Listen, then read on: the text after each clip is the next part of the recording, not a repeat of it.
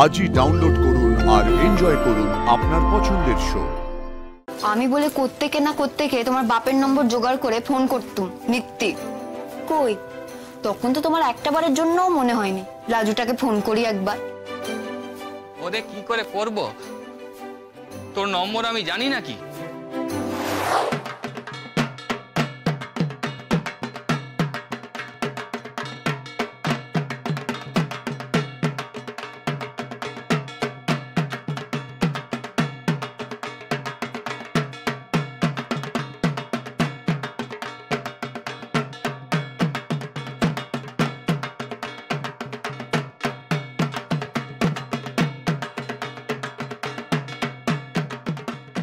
মিথ্যে কথা তুমি ভালোই বলো। কেন এসেছো তুমি এখানে? তোমাকে থ্যাংক ইউ বলতে। আমার দিকে না থেকে ঠাকুরের দিকে দেখো।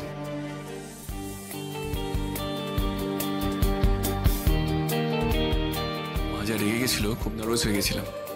থ্যাংক ইউ আমাকে বাঁচানোর জন্য। খুব বড় কেস খেতাম। ওই রাগের মুখেটা তুমি আমাকে টেলে দিলে। আশ্চর্য লোক গো ভাবো তুমি। এখন আবার ডং করে ধন্যবাদ দেওয়া হচ্ছে। তুমি যেইভাবে ম্যানেজ করলে আমি ওগুলো করতে পারতাম না। কিন্তু একটা জিনিস আজকে বুঝলাম, তুমি খুব ডেঞ্জারাস। ওটার মানে আমি জানি। কেন? আমি কি করলাম?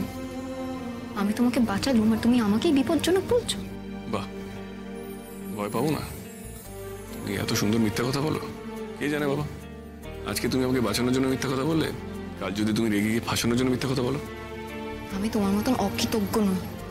আমি তোমাকে বাঁচালুম আর তুমি আমাকেই কথা শোনাচ্ছ।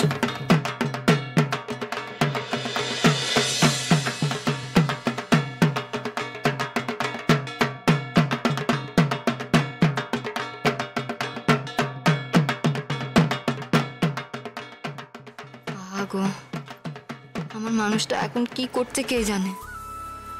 সারাদিন ফোন করতে পারলাম না। কাল একবার কথা কইবই, যা হয় হবে।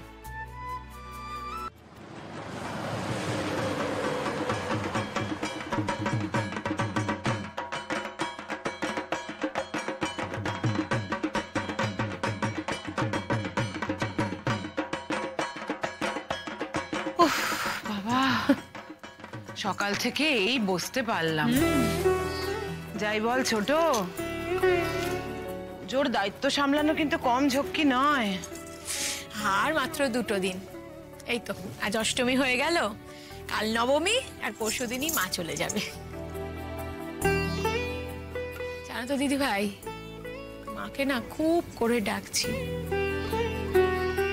এই বছরটা তো সবকিছু এলোমেলো হয়ে আছে। সামনের বছর আমার কৃষ্ণ যেন ওর বউকে নিয়ে আনন্দ করতে পারে।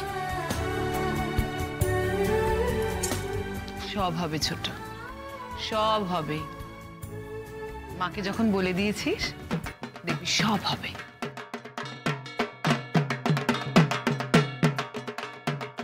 ও বড় বাবা, ওই নাড়ু আর গোপাল কোথায় যাচ্ছে? মা, ওরা তো অঞ্জলি দিয়ে একটু পাশের পাড়ায় গেল কার সঙ্গে দেখা করতে। চলে আসবে এক্ষুনি। ও আচ্ছা আচ্ছা। এই বলরাম, এই বলরাম, হ্যাঁ বলছি একটু বাড়ির দিক থেকে ঘুরে আয় না। কি? বাড়ির দিক থেকে ঘুরে আয়। কেন?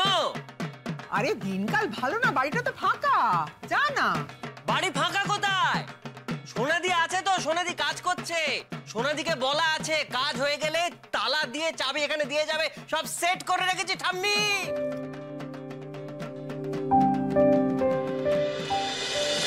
ঠাম্মি, ফোনটা দেবে একবার? একবার মাকে ফোন করব। হ্যাঁ,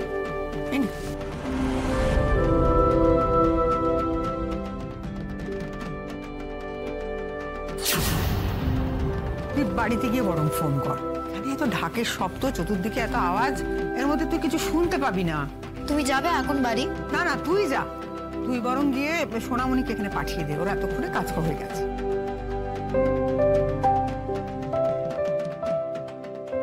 ফোন নিয়েও কোথায় গেল? কাকে ফোন করবে ও? ঠাম্মির ফোন এমন করে নিল, তাতে মনে হচ্ছে মাঝে মাঝে ঠাম্মির ফোন নেয়। ও কি ওই গাধা সুদেবটাকে ফোন করে নাকি?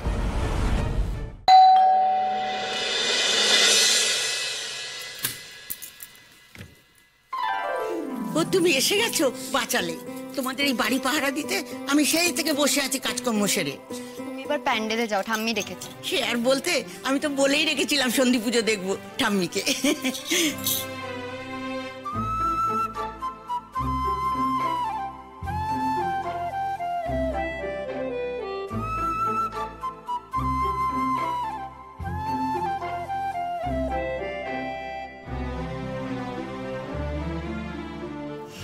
করবো কি,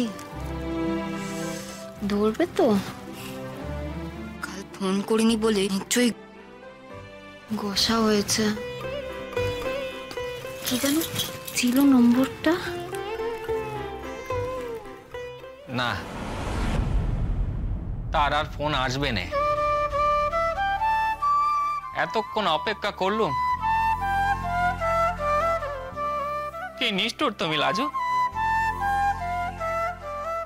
কিন্তু এখন আমি কি করব? আমার যে মনটা বড় ছটফট করতেছে গো। আচ্ছা, আমি কি একবার লাজুকে ফোন করে দেখবো? দেখি। কিন্তু ওই খিটখিটে বুড়ি ফোন ধরলে?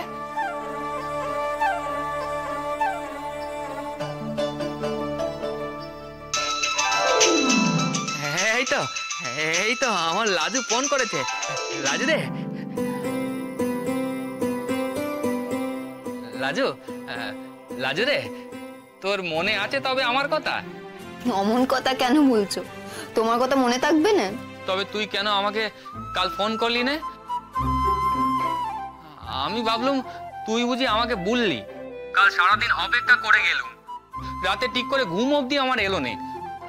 লাজু, তোর বুঝি একবারটিও আমার কথা মনে পড়ে নে কাল? খবরদার, তুমি অমন কথা কইবে না বলে দিলুম।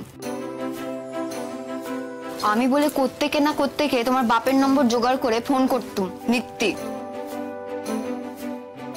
কই, তখন তো তোমার একটা বারের জন্যও মনে হয়নি লাজুটাকে ফোন করি একবার। ওদের কি করে করব? তোর নম্বর আমি জানি নাকি? আমি রোজ মাথা কুটে মরতেম তোর নম্বর কেন রাখিনি সেই ভেবে। সে তো আমিও জানতুম না, খুঁজেছি বলে পেয়েছি।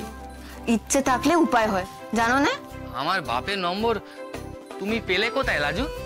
এবার যখন বাড়ি গেছিলুম, একখানা বের হিসেবের খাতা দেখেছিল। সেখানে আমার বাবা তোমার বাপের নম্বর লিখেছিল।